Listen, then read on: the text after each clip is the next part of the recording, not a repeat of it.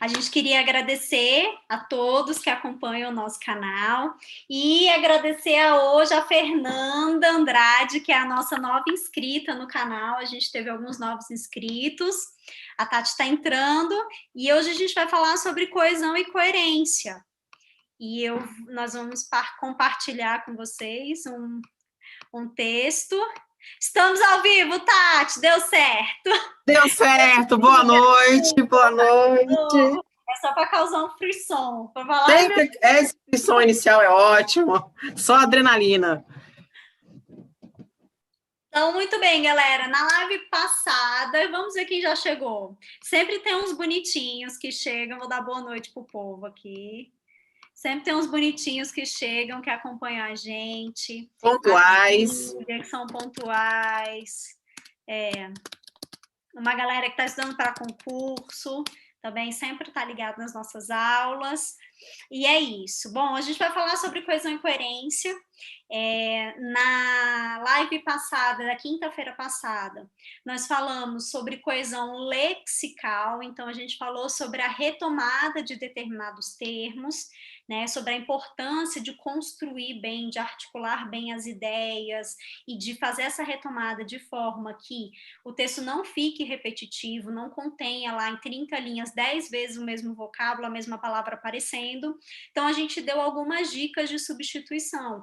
Para evitar repetir a mesma palavra, eu posso substituir por um sinônimo, posso substituir por uma expressão, posso simplesmente cortar da frase, porque normalmente vai ser sujeito, e o sujeito em português pode ser oculto.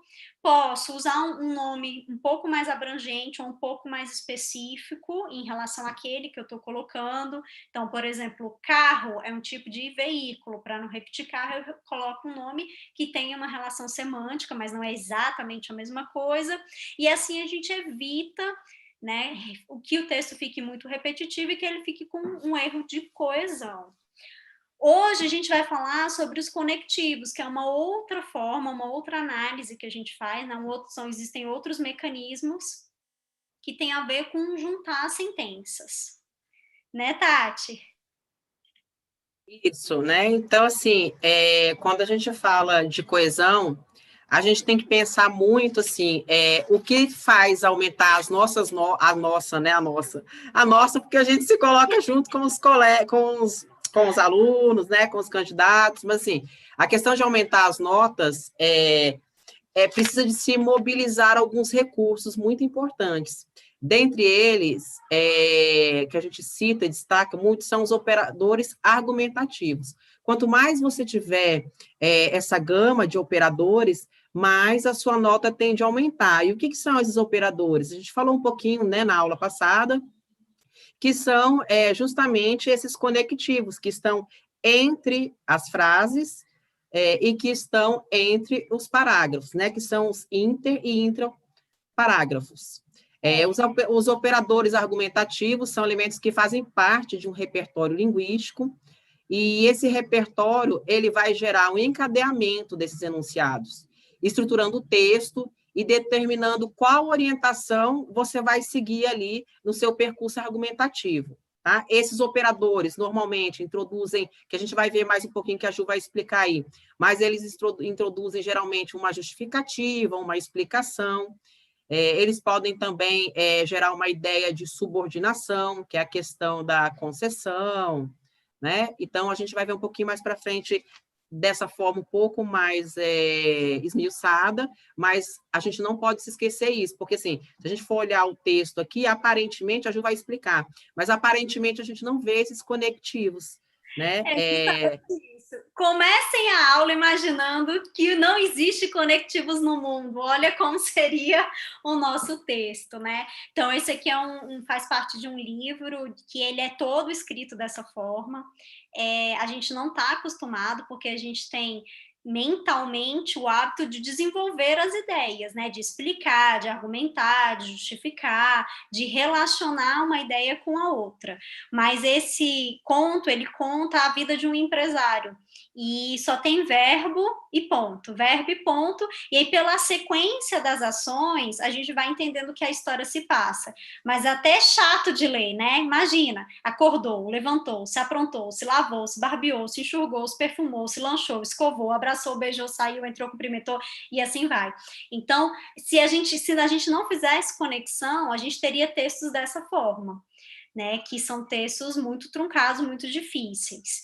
E é claro que a gente espera que o aluno conecte. A gente, quando está corrigindo, a gente espera que ele use um conectivo. A gente tem duas classes principais responsáveis por fazer a coesão. A gente tem as preposições, que ligam palavras, né, elas fazem uma coesão micro, ele ligam palavra em palavra. E a gente tem os conectivos, que liga normalmente intrafrase, com uma oração na outra oração, um parágrafo no outro parágrafo. E claro que a forma como eu ligo as ideias, elas impactam o sentido do texto. Por quê? Porque o meu conectivo, ele tem um valor semântico, você simplesmente não liga sem nenhuma relação. Normalmente, a segunda oração, em relação à primeira, ela tem um sentido, né? Um sentido que é de condição, um sentido que é de soma, um sentido que é de contradição, um sentido que é de causa, enfim, que é o que a gente estuda na escola como oração coordenada e oração subordinada, como a Tati colocou. Então, essas relações entre as orações, elas podem ser relações independentes, sintaticamente, mas com um sentido agregado, ou elas podem ser de dependência, uma oração complementa a parte da outra, né, que é o que a gente chama de subordinação. Para a gente que vai fazer prova de concurso, e para quem vai fazer prova de concurso, né, o Sebrasp, por exemplo, ele adora questões de semântica. Por isso que as pessoas acham que a prova é menos decoreba, porque em vez de perguntar se a oração é subordinada, substantiva, ou adjetiva, ou adverbial, ele troca um conectivo pelo outro e te pergunta se faz sentido. Né? Então, ele substitui pequenas palavras, ou ele reescreve uma oração e pede para você assinalar a alternativa correta, ou ele diz, olha, se essa frase fosse reescrita dessa forma, faria sentido? Continua com o mesmo sentido? Então, o CESP, o Sebrasp, ele gosta muito mais do sentido dos conectivos e das relações entre sentidos, do que da classificação gramatical de você ficar lá decorando se é adverbial, se é causal, se é, né, enfim, como a gente faz muito na escola. Na escola a gente preza muito mais pela classificação, não só pela classificação, né, mas também muito pela classificação. No CESP, não. Já nas outras bancas, eles pedem muito pela classificação, então o aluno realmente tem que decorar o que é adverbial, o que é, enfim, ele tem que saber as famílias dos conectivos no momento que ele vai fazer a prova, porque isso facilita ele marcar a questão, já que ele tem tipo 2 minutos para fazer cada sentença, não dá para ele ficar pensando muito, mas aqui envolve uma certa lógica, né, da gente saber que um se dá uma ideia de condição, que um porquê dá uma outra ideia, que um para tem ideia de finalidade, que um como tem ideia de conformidade. Então, tem as duas coisas, é tanto gramática quanto semântica. Né? Por isso que é coesão e coerência, porque a forma do que você usa o conectivo impacta no sentido que você quer dar. E pode anotar um exemplo bem bom aí, que eu tenho certeza que vai cair. Em qualquer prova do CESP, sempre cai a mesma troca em relação à coordenação e subordinação, que é o conectivo de oposição, o mas, se eu posso fazer a troca ali semântica em relação à concessão, que é o embora, né, o conquanto. Eu posso trocar o mas pelo conquanto, embora as duas, né, tenham o mesmo propósito, que é trazer contrariedade, há uma diferença, uma função diferente no texto. Então, isso é muito importante, tá? A função diferente. Qual que é a função do mas ali? O mas, você nega a outra frase, tem uma relação de independência, mas há uma negativa. Então, por exemplo, se eu digo lá, ele é inteligente, mas é preguiçoso, eu não posso fazer essa troca, por exemplo, de invertendo as orações, por exemplo, dizendo lá, mas é preguiçoso, ele é inteligente. Eu não consigo fazer essa troca. Logo, há uma função diferente. Uma frase vai negando a outra ali, nessa contradição. enquanto que a concessão tem um papel um pouco diferente. Além de ela fazer, né, que é a questão da subordinação, além dela ser obrigatória ali naquele contexto, né, ela faz parte daquele contexto ali, ela tem uma ideia de que, quando eu vou dar essa ideia de concessão, eu estou fazendo uma ressalva, mas eu permito que possa acontecer. Então, por exemplo, embora tenha chovido, o jogo ocorreu normalmente. Então, embora, né, há uma negativa, mesmo que tenha chovido, né, o jogo acontece, há uma permissão de acontecer. Então, há essa diferença aí entre a coordenação da diversidade com a subordinação, que é a concessiva. E sempre há pergunta se pode fazer a troca. Não, não pode, né? Há diferença, há função diferente aí no texto. Pode guardar essa dica, anotar, registrar no caderninho aí. Quando cair, você lembra da gente. Vai lembrar, eu tenho certeza que cai em alguma prova, né, de marcar, lógico, de marcar, né, de múltipla escolha ali, né, certo ou certo e errado, mas também na redação tem que tomar esse cuidado, porque às vezes a gente quer falar, né, uma diversidade, uma oposição de ideias ali, mas a gente troca o conectivo aí, que tem papéis diferentes no contexto. É porque eles têm uma semelhança, porque ambos têm inicialmente, né, uma ideia de contradição, mas eles estão sintaticamente diferentes e têm funções diferentes no texto, então tem classificações diferentes. Por isso que quando o aluno estuda os grupos, ele consegue identificar mais facilmente. Se ele nunca viu, ele vai tentar trocar e vai achar que é certo. Mas se ele conhece a teoria por trás, ele vai dizer não. Tem essa ideia inicial de oposição, mas são coisas diferentes. Então, é para separar os candidatos que já viram o conteúdo mesmo, a teoria do cara que vai lá na doida, pegou a caneta dele Bic e resolveu fazer a prova do concurso no dia. Ele não sabe nem que horas é a prova, ele olha na véspera. Deus do céu. Ai, é mais ou menos isso. Nesse Banco do Brasil aí que tá na boca, tá quase saindo, porque são muitas vagas, né? Então tem gente que não tá se preparando, fala, eu vou lá me inscrever para falar para alguém que tá fazendo concurso público, só pode. E atenção, né? E você citou também, Ju, aí alguma, assim, só complementando o que você falou antes ali também, da questão do ligar palavras, a gente tem lá a preposição, né? Que também exprime ideia dentro do contexto, né? Sim, com certeza. Que também vai ter. A mudança da preposição causa mudança de regência, né? Então, se eu digo eu lembro alguma coisa.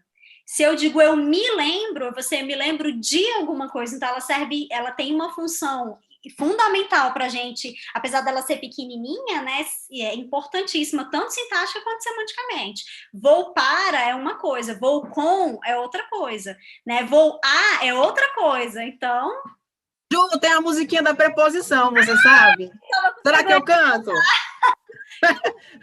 Será que eu canto? O que é preposição, que eu já não me recordo. A Tati vai cantar. Então vai lá, vai. Quem não sabe, anote aí.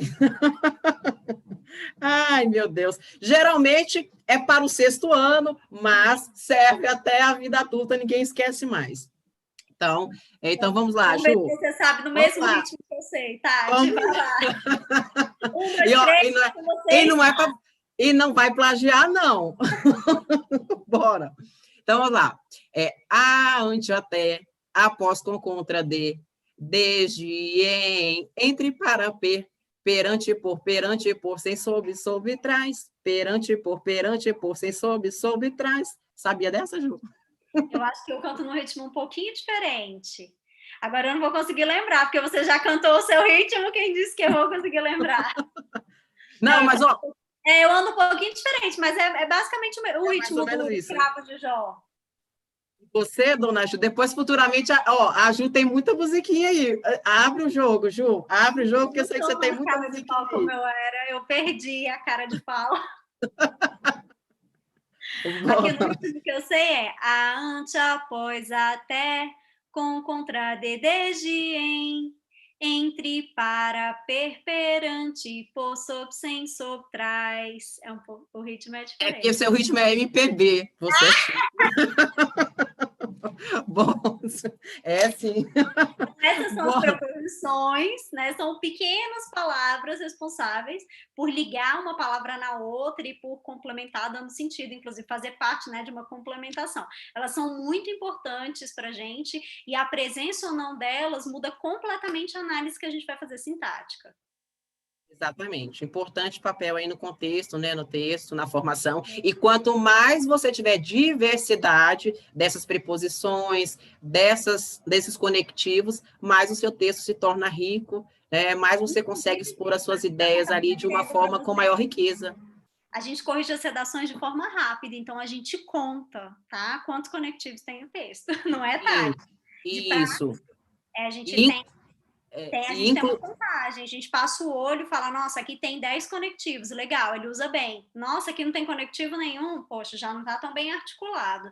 Então, assim, a presença do conectivo salta aos olhos da gente, porque envolve uma competência, existe uma competência específica, tanto no Enem quanto nos concursos, normalmente tem um critério específico para aquilo, então a gente procura mesmo se esses conectivos estão sendo bem usados e se eles aparecem em quantidade. Isso, Ju. E, inclusive, no Enem, a gente tem ali a competência, né? Que quando você. Para tirar a nota máxima, que é a nota 5, precisa de ter ali pelo menos dois operadores argumentativos que vão ligar um parágrafo no outro. Se você só colocar um, você já desce, pode estar rico, maravilhoso, sem repetição, usando com brilho no olhar do examinador. Mas se colocar só um, não colocar dois, como está previsto ali no edital, não é? Aí você vai dançar. Vai de 5, vai cair para 4. E Vai quando a gente perder um ponto. a gente tem que se habituar a isso, porque pela tendência, a gente já iniciaria o outro parágrafo, tipo, pá, com outro assunto. A gente não tem, assim, pelo menos na época que me foi ensinado redação, que eu treinava, que estava na época dos adolescentes, a gente não tem essa prática de fazer essa conexão que hoje é pedido, né? Que é o que a gente colocou aqui no próximo ponto. Esses operadores argumentativos entre os parágrafos, eles também têm que aparecer. Então, quando você fizer o rascunho, você pode até fazer sem, mas quando você for passar para a definitiva, o ideal é que você use isso para ligar na ideia anterior, né? Em contrapartida, então quer dizer, se colocou alguma coisa lá, em contrapartida você vai acrescentar outra. Se você chega na conclusão, você pode colocar em suma, em síntese, em conclusão, para concluir, porque aí a gente sabe que você chegou na conclusão e que você vai ter as considerações finais. Então, é sempre bom conectar um parágrafo no outro e a conclusão. Os alunos aprenderam muito bem isso, eu acho que eles já estão assim, mais habituados a tentar interligar um parágrafo no outro, né?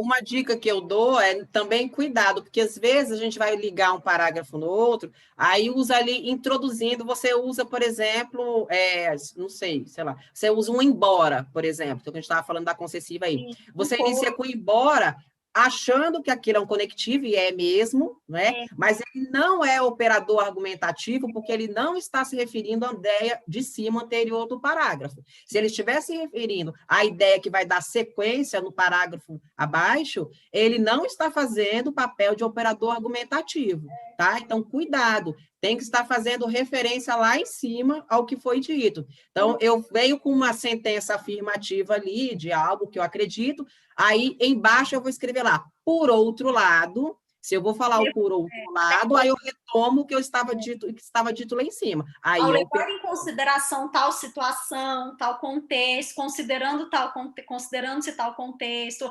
diante desse cenário, tem que ser mais uma expressão para ligar o período anterior, porque quando você usa um conectivo, significa que uma coisa está atrás da outra para você conectar, e aí entre os parágrafos, você começar um parágrafo com mais, que é o que a Tati está colocando, você começar um parágrafo, dependendo do conectivo, não fica bom, porque o conectivo pressupõe que é algo que está sendo ligado numa coisa anterior, né? Então, na verdade, são mais expressões de retomada e operadores argumentativos do que conectivos, de uma maneira geral, apesar dos dois terem a mesma função, né? Mas são usos diferentes.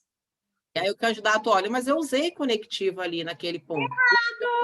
Errado, né? Tá até bonitinho ali, mas não vai contar como o operador argumentativo. Não foi ponto antes do conectivo, tá? Fiquem ligados, porque ponto antes do conectivo não é legal. Ponto significa que você não está conectando, que você quebrou. Então, você põe um ponto e põe um mais, não fica legal. Você põe um ponto e põe um pois, não fica legal. Você põe um ponto e põe um porquê, não fica legal. A gente vê muito isso no Enem, o aluno colocando um ponto antes do conectivo, mas, gente, se o conectivo está ligando as orações, como é que você coloca um ponto? É sempre vírgula. Ju. E aí, também retomando lá, voltando um pouquinho só no texto do empresário que você tinha colocado, esse texto, ele tem sentido. Se você ler, depois se vocês leem, deem uma olhada no texto todo, vai mostrar a rotina ali, né, de um empresário, a vida dele. Então, ele acorda, desde o momento que ele acorda, trabalha, se apronta e volta para outro dia para dormir, né, fazer suas necessidades do dia ali. E aí... e começa de novo. É um texto que tem coerência, é um texto que faz praticamente uma narrativa. Ele conta a história do empresário, mas não tem conectivos, tá? Então, assim, embora haja sentido, falta conectivo. Então, aqui essa falta do conectivo aqui, Tati, nesse caso, ele está sendo usado de forma literária, né? Como é um texto literário, então ele tem um objetivo de chamar atenção para essa questão. O conectivo foi retirado propositalmente, e aí a coesão e o entendimento se dá pelo encadeamento lógico das sequências e das ações.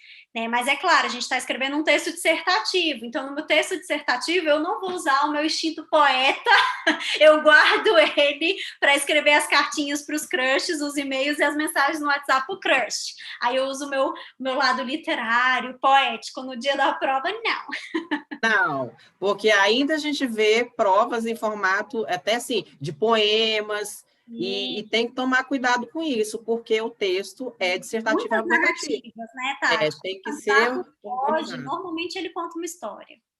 Quando ele inventa de escrever uma história, ele acha que o tema é uma história, a gente percebe que tem muito candidato que fica tão nervoso que se perde na prova e ele acha que aquela questão que ele escreve na capa da prova é o tema da redação. E aí, quando ele percebe que o tema da redação é outra coisa, ele já tá, enfim, porque tem isso também, né? Mexe com a ansiedade, mexe com as pessoas. Às vezes a pessoa fica dias sem dormir antes da prova, ela estudou muito, ela não estudou nada, enfim, né? Então, essa coisa da ansiedade também atrapalha no dia da prova. A gente já viu várias vezes o candidato escrever uma coisa que não tem nada a ver, porque era a primeira frase que ele escreve na capa da prova e ele acha que é o tema da redação. Por isso que ajuda muito também, né, além da questão do treino técnico, esse preparo psicológico mesmo, né, assim, com acompanhamento pedagógico para trabalhar essas questões de ansiedade antes do processo, porque daí você chega seguro no processo e você consegue, mesmo diante de um nervoso, você consegue se organizar ali. Né? Todo mundo está sob pressão, né? Aquele dia não é um dia confortável, mas é claro que se você está preparado, se você fez mais redações, se você já está conseguindo administrar o seu tempo, você engole o frio na barriga e vai, e você tem certeza que você vai mandar bala, mas às vezes muitos alunos são domados, né? Eles não se prepararam antes, deixa a redação por último, estudam muitas outras matérias, vou focar muito em matemática que eu tenho muita dificuldade. Vou focar muito em química, em física, que eu tenho muita dificuldade, vou focar muito em tal direito. E ele deixa para se preparar para a redação só no final. A gente vê ainda muito esse erro, né, Tati? De alunos que procuram a gente, tipo, em cima da prova. A prova vai acontecer daqui uma semana. Então, assim, não dá mais tempo de fazer nada. Né? Ele, mas é porque eu estava estudando muito, porque eu comprei tal curso, porque eu fiquei focado na matéria tal, que eu não fui bem na última prova. Mas redação não pode perder o rebolado. Redação tem que ir treinando, para até chegar no ponto mesmo de estar redondo. Porque é processual. Então, aqui a gente trabalha com os alunos de uma forma que vai trabalhar realmente o processo. Então, vem lá a questão de trabalhar introdução, né, a questão da coesão, a questão do desenvolvimento, a questão de formação de ponto de vista, opiniões, de argumentação, conclusão. Então, é todo um caminho para que chegue à conclusão ali, né, que chega a preparação para esse dia de prova, né? Não dá para fazer do dia para a noite. É por isso que eu falo assim, eu digo assim, esses métodos milagrosos que aparecem do dia para a noite, em uma semana tem sua redação aprovada nota 1000 ou nota máxima em concurso, em uma semana pode até acontecer, não vou dizer que não aconteça, né, um milagre, mas assim, Eu, da experiência que a gente tem aí de muitos anos de estrada, né, Ju, não consigo visualizar não haver uma prática, uma técnica, uma preparação com antecedência. Que o aluno tenha treinado muito anteriormente, que ele já venha muito preparado do ensino médio, que ele queira apenas uma opinião e um olhar de uma outra pessoa. Mas, de maneira geral, 99,9999999% dos nossos alunos não chegam nessa condição para a gente. Era até isso que eu ia falar. Também depende do candidato, né? Tudo depende de como que você está. Por isso que esse acompanhamento de mentoria é importante, porque você vai olhar o seu texto, o você, a sua identidade, como que você está ali, né? É o raio-x de como que você está naquele processo. Bora, Muito Ju, bem. segue. E a gente falando de coesão, né? Na aula passada eu tinha dito uma que o texto era como um mar, que ele vai como as ondas, né? Ele vai e volta, vai e volta. E a coesão e a coerência está muito relacionada com esse movimento, né? De retomar alguma coisa que você já disse e introduzir uma ideia nova. Ligar um parágrafo no outro, retomar o que você já disse e introduzir uma ideia nova. Então, nós somos uns marinheiros, na verdade, navegando nas ondas. E é o que vai colocar aqui, né? Que é um outro tipo de coesão é a coesão por sinalização textual, em que você diz, né, mais adiante, a seguir, primeiro ponto, segundo aspecto, terceiro aspecto. Então, às vezes, dependendo do texto que a gente escreve, do trabalho, a gente faz essas sinalizações, né? Mais além, abaixo, como dito acima, no termo supracitado. Então, a gente faz essas indicações. Eu gosto muito, não quando estou escrevendo redação, mas, assim, normalmente quando estou escrevendo TCC, quando estou escrevendo resenha, outros tipos de texto, eu gosto muito dessa indicação na introdução, porque ela fica mais clara, né? Então, você vai fazer uma resenha. No primeiro capítulo, o autor diz tal coisa, no segundo capítulo, o autor diz tal coisa. Quando você está fazendo um resumo, essa sinalização de parte por parte, capítulo por capítulo, fica muito boa, porque ela deixa mais claro para o leitor que está ouvindo. Nas dissertações, nem tanto, mas às vezes acontece da gente colocar, né? Quando a gente vai retomar, a gente faz uma sinalização. E aí, o próximo, para terminar ali, né? Alguns fenômenos relacionados em relação à questão de coesão e coerência. Um dos primeiros recursos que eu trago para vocês ali é a questão da intertextualidade. Gente, o telefone do meu pai tá doido. E ele tá me ligando. Toca na hora da live, né, Ju? Oh, coisa boa! É para despertar. O telefone do meu pai, me tá ligando para todo mundo o tempo todo. Já convida seu pai para a live. A menor idade, mexendo com a internet. Bora. Então, um dos recursos tem a questão aí da intertextualidade, que é um dos recursos da gente ampliar aí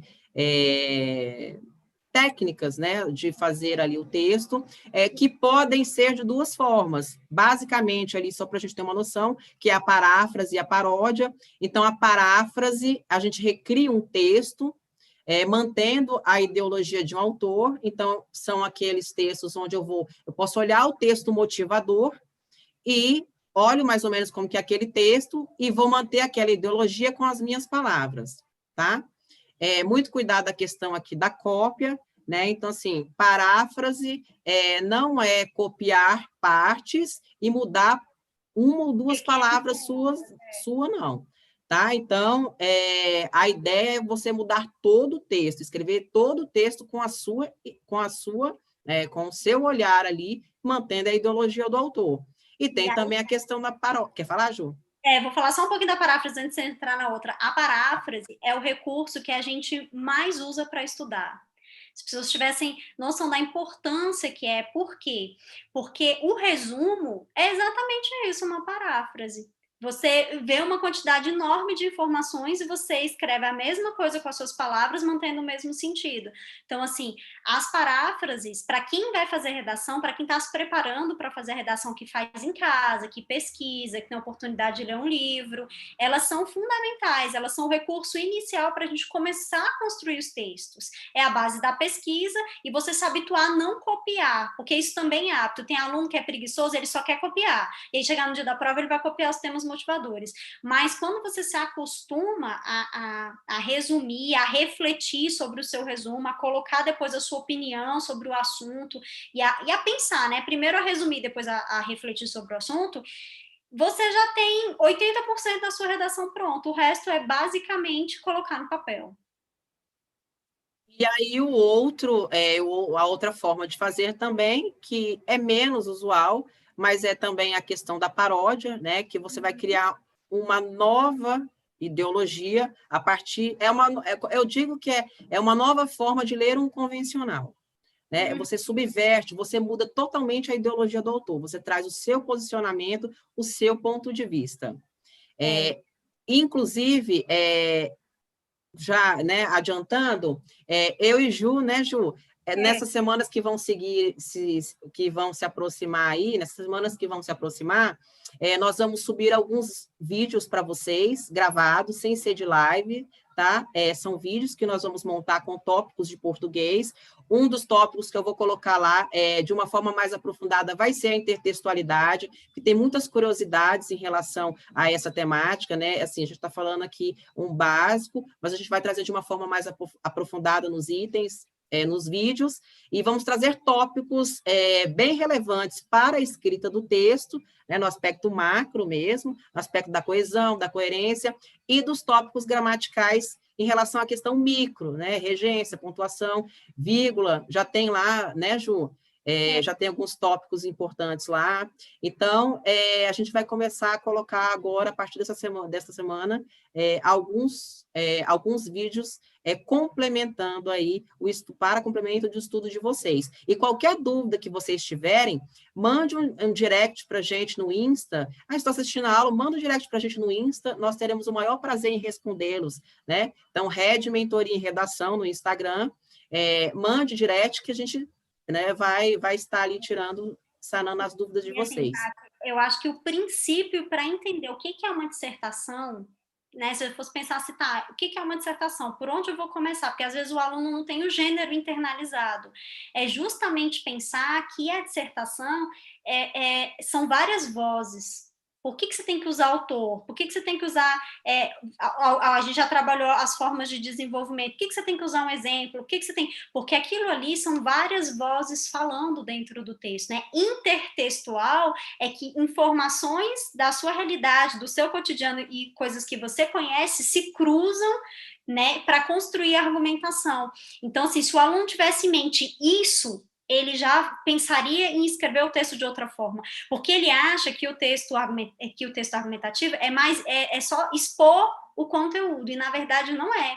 É um debate de pensamentos, de ideias, de formas de argumentar usando outras falas. Então você costura, né, pedaços de outros textos dentro do seu texto, é como se fosse essa a ideia. É um recurso essencial, fundamental, e que as redações nota 1000 fazem com excelência.